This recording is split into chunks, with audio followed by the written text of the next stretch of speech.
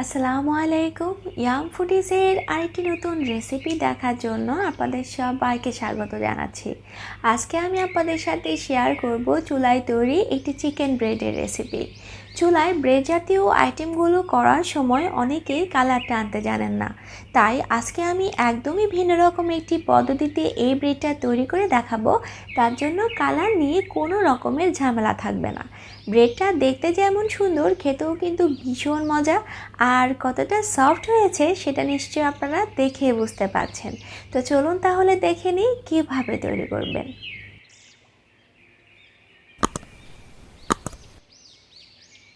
প্রথমে আমি চিকেন ব্রেডের ডোটা করার জন্য ইস্টটাকে অ্যাক্টিভ করে নিচ্ছি।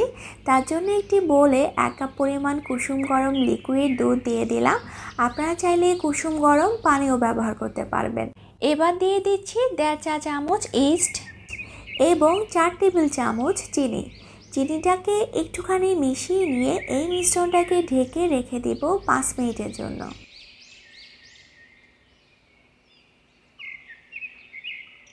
5 মিনিট হয়ে গিয়েছে। এখন দিয়ে দিচ্ছি 2.5 কাপ পরিমাণ আটা।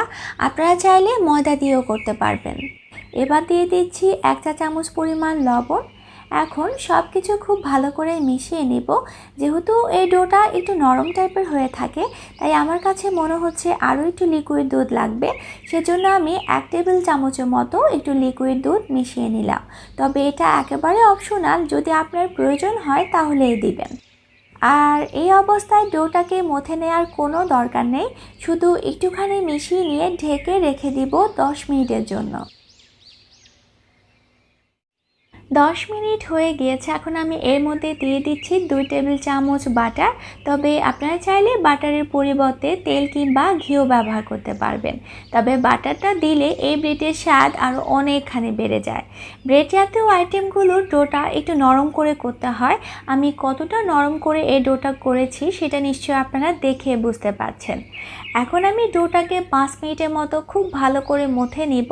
তবে আপনারা চাইলে বাটির ভেতর রেখেও মথে নিতে পারেন, কিন্তু আমি আলাদাভাবে একটু মথে নিয়েছি, তাহলে আমি একটু ভালো করে মথে নিতে পারবো। আর মথে নেওয়ার সময় যদি আপনি খেয়াল করেন ডোটা খুব বেশি হাতে লেগে আসছে, তাহলে হাতে একটু শুকনো ময়দা লাগিয়ে নিতে পারেন, তাহলে আর হাতে লেগে আসবে না।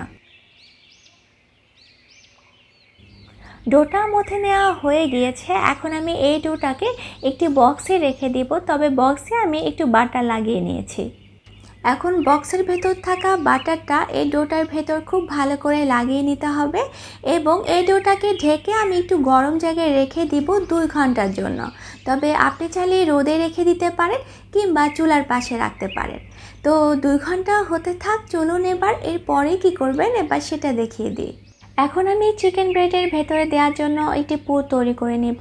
তার জন্য একটি প্যানে 2 টেবিল চামচের মতো তেল দিয়ে দিলাম এবং তার মধ্যে দিয়ে দিয়েছি 1 চা চামচ করে আদা এবং রসুন কুচি। আদা এবং রসুনটাকে একটুখানি ভেজে নিয়ে দিয়ে দিচ্ছি 2টি মাঝারি সাইজের পেঁয়াজ কুচি, 1 চা চামচ পরিমাণ কাঁচামরিচ কুচি, হাফ কাপ পরিমাণ গাজর কুচি এবং 1/2 চা চামচ লবণ। সব কিছু ভালো করে মিশিয়ে নিয়ে গাজরটা কিছুটা নরম হয়ে যাওয়া পর্যন্ত ভেজে নিব। গাজরটা অনেকটাই নরম হয়ে আসছে। এখন দিয়ে দিচ্ছি শুধুমাত্র লবণ দিয়ে সিদ্ধ করে নেওয়া 1 কাপ পরিমাণ মুরগির মাংস, হাফ চা চামচ পরিমাণ গোলমরিচের গুঁড়ো, হাফ চা চামচ পরিমাণ চিলি ফ্লেক্স, হাফ চা চামচ পরিমাণ গরম মশলা গুঁড়ো, হাফ চা চামচ পরিমাণ অরিগানো, সামান্য পরিমাণ চিনি এবং 1 চা চামচ পরিমাণ সয়া সস। এখন সবগুলো উপকরণ খুব ভালো করে মিশিয়ে নিয়ে একদম ভাজা ভাজা হয়ে যাওয়া পর্যন্ত ভেজে নেব। আর এখানে আমি যে পরিমাণ মশলা ব্যবহার করেছি আপনারা কিন্তু আপনাদের পছন্দ অনুযায়ী বাড়ি কমিয়ে দিতে পারেন। মুরগির মাংসটা ভাজা ভাজা হয়ে গিয়েছে। এখন আমি এর মধ্যে দিয়ে দিচ্ছি 1/3 কাপ পরিমাণ লিকুইড দুধে 1 চা চামচ পরিমাণ কর্নফ্লাওয়ার মিশিয়ে নিয়েছি। এখন এই মিশ্রণটা এখানে দিয়ে দিচ্ছি। তারপর খুব ভালো করে মিশিয়ে নিয়ে চুলাটা বন্ধ করে দেব। 2 ঘন্টা হয়ে গিয়েছে, আপনারা দেখতে পাচ্ছেন ডোটা কিন্তু ফুলে একেবারে ডাবল হয়ে গিয়েছে। এখন আমি এই ডোটাকে সমান ভাগে 5 ভাগ করে নিব এবং 5টি রুটি তৈরি করে নিব। তবে রুটিগুলো কিন্তু নর্মাল রুটি বা পরোটার মতো হবে না, একটু লম্বা টাইপের হবে। আর সেটা কেমন হবে তা আমি একটু পরেই দেখিয়ে দিচ্ছি। যে রুটিটা বেলে নিব সেটা রেখে কিন্তু বাকিগুলো একটি কাপড় বা টাওয়াল দিয়ে ঢেকে রাখতে হবে। রুটি বেলার সময় একটু বেশি করে ময়দা বা আটা দিয়ে দিবেন, তাহলে কিন্তু ডোটা নরম হলেও আপনার বেলে নিতে সমস্যা হবে না। রুটিটা বেলা হয়ে গিয়েছে, এখন আমি যে পুরটা ভেজে রেখেছিলাম সেই পুরটাকে 5 ভাগ করে নিয়েছি, সেখান থেকে 1 ভাগ এখানে দিয়ে দিচ্ছি। কিন্তু পুরটাকে একটু লম্বা করে দিতে হবে, তাহলে কিন্তু আপনি ব্রেডের শেপটা দিতে পারবেন।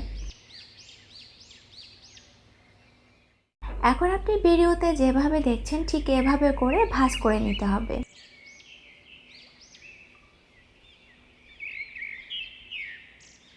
এবার একটা পিৎজা কাটারের সাহায্যে আমি মাঝখানে একটু কেটে দিচ্ছি, তবে আপনারা চাইলে এই কাজটা ছুরি দিয়েও করতে পারবেন। এখন রোলটা করে নিচ্ছি, তবে রোলটা করার সময় একটু সাবধানে করবেন। আমি রোলটা যেভাবে তৈরি করেছি ঠিক একইভাবে বাকি 4টা রুটি বেলেও আমি রোলগুলো তৈরি করে নেব। এখানে আমি একটি পিৎজা ট্রে নিয়েছি আর ট্রেটার ভেতরে আমি একটু বাটার লাগিয়ে নিয়েছি, তবে আপনারা চাইলে তেলও লাগাতে পারেন। এখন আমি রোলটা এখানে রেখে দিচ্ছি। আসলে এখানে বলার কিছুই নেই, আপনারা দেখে বুঝতে পারবেন আমি ঠিক কিভাবে করছি।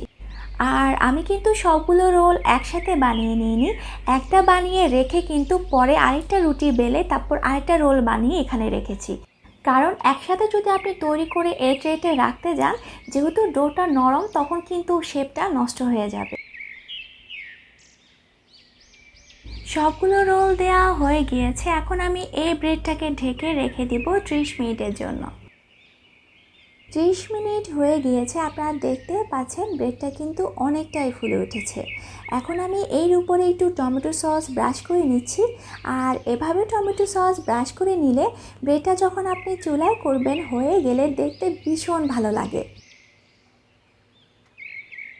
এবার উপরে একটু অরিগানো দিয়ে দিচ্ছি, এতে করে ফ্লেভারটা অনেক বেশি ভালো আসে। আর এই ব্রেডটা কিন্তু মাত্র 20 মিনিটের ভেতর হয়ে যায়, তাই অনেকক্ষণ চুলায় না রাখার ফলে নিচে পুড়ে যাওয়ারও কোনো ভয় থাকে না। এই পাতিলটার ভেতর আজ আমি চিকেন ব্রেডটা তৈরি করে নিব। তার জন্য ঢাকনাটা লাগিয়ে চুলার আঁচটা মাঝারি রেখে 5 মিনিটের জন্য ফ্রি হিট করে নিয়েছি। আপনারা চাইলে কিন্তু এই ব্রেডটা সরাসরি প্যানেও তৈরি করতে পারেন। এবার ঢাকনাটা লাগিয়ে চুলার আঁচটা প্রথম 2 মিনিট বাড়িয়ে রাখবো এবং পরবর্তী 18 মিনিট চুলার আঁচটা কমিয়ে রাখবো। তবে আপনি যদি সরাসরি প্যানে তৈরি করে থাকেন তাহলে আপনার সময় লাগবে মাত্র 15 মিনিট এবং চেষ্টা করবেন একটি ভারী তাওয়ার উপর রেখে তারপর করার জন্য। 20 মিনিট হয়ে গিয়েছে, আপনারা দেখতে পাচ্ছেন ব্রেডটা কিন্তু একদমই হয়ে গিয়েছে। আমি এর চেয়ে বেশি সময় চুলায় রাখবো না, এতে করে ব্রেডের নিচের অংশটা পুড়ে শক্ত হয়ে যেতে পারে।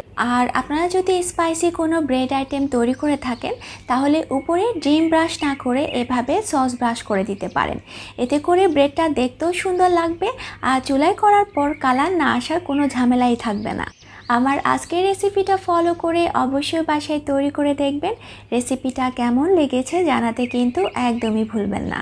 কথা হবে আপনাদের সাথে অন্য কোনো ভিডিওতে নতুন কোনো রেসিপি নিয়ে। সেই পর্যন্ত ভালো থাকবেন সবাই। আল্লাহ হাফেজ।